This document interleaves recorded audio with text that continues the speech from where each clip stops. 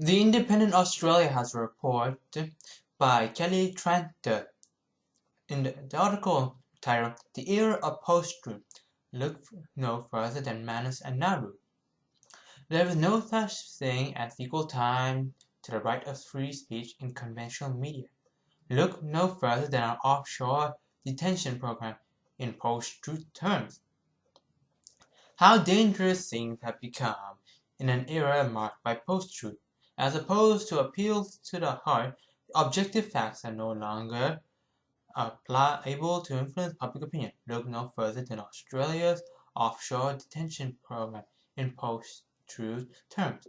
It is difficult to fathom how such a system could be touted publicly as an internationally success story when it dehumanizes and tortures, costs $500,000 per person per year, is marked by untendered contracts and preferential deals, blocks journalists and lawyers, directs government officials and detention staff to publicly refer to asylum seekers as illegal arrivals and as detainees, raids offices of contractors and surveils doctors, and has been criticized in copious reports as being in a breach of international law.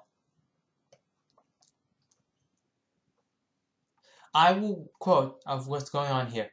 Article 3A of Anti-Smuggling Protocol defines smuggling of migrants as a procurement in order to obtain directly or indirectly a financial or other material benefit of the illegal entry of people in a state party of which the person is not a national or a permanent resident.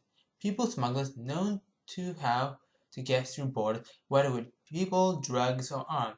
Of course, illegal is a matter of definition, but what is then is the business model or the appropriate categorization of a state party engaged in the swapping of refugees.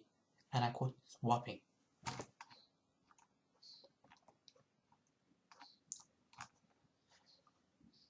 Is it, and I will go on to a later part of the article. The reality of post-truth is that politicians will continue to tread partially between, on the one hand, stirring racial animosity in order to gain and win elections, and to keep the middle class voting against their own economic interests in an atmosphere of underlying discontent, and on the other, with the need to avoid undermining social cohesion to the extent people riot in the street, and in doing so, affect private interests such as the financial benefits of migration, including keeping real estate prices high.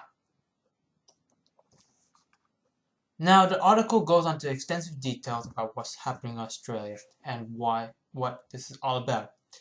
Now, for those that don't know, Australia has a very bad policy for asylum seekers. We covered a story the other day about how Peter Dutton has been like destroying Malcolm Fraser's legacy. Now, what this means is the article is saying that that the era of post-truth is where facts don't matter. We get this here in Brexit. We see this here in the creation of ISIS by many people of the Middle East. We see this in the election of Donald Trump. When the internet was created, if we were generally designed, or we're generally expecting it to allow us to grab what information we wanted, or grab any relevant information, and to make our judgment on the facts. The hope was that the internet would allow us to gain or to receive more information than previous other generations had ever had. The problem is, of course, now that people have been come together in their own small bubbles, and whatever media and information they generally get is from their only certain bubble. So everything is so distorted.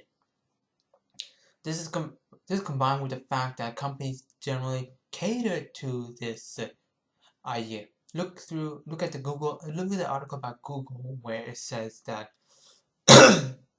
Google has specifically made sure that your search history, whenever you look up something, is always going to be similar or something that suits your taste. designed to prevent conflict.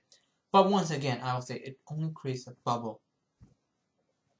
So the internet has fueled an era of post-truth because information is so widely available that we can access it, but we also do so only to our own biases.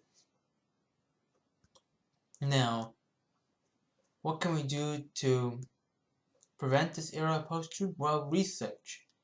I mean, I made a channel based on 7 political news media so that I can get a clear, concise view of what's going on. Now, altogether, this has allowed me to gain a certain understanding of the facts and the region of time and history. But the era of post-truth has already engulfed Australia. I will demonstrate this most thoroughly during the election of John Howard in 2001. And this is before the internet was very widespread in Australia, to my belief, or to my knowledge. This is when Murdoch and his like demonstrated by consuming the media or consuming most of the major news channels, which is about which the number stands around 2/3. They basically dictated what policies the Australian public could set. Now, this is why of all my favorite prime ministers, I will hold Julia Gillard to the highest respect. She decided to go through a mildly reformist path, and while this was only mild, it was on the right direction in my opinion. However, the only reason why she was able to do so was the circumstances prevailed in that order. But the fact remains that the fuel of post-truth has engulfed Australia. And it's a very tragic and sad day that it has.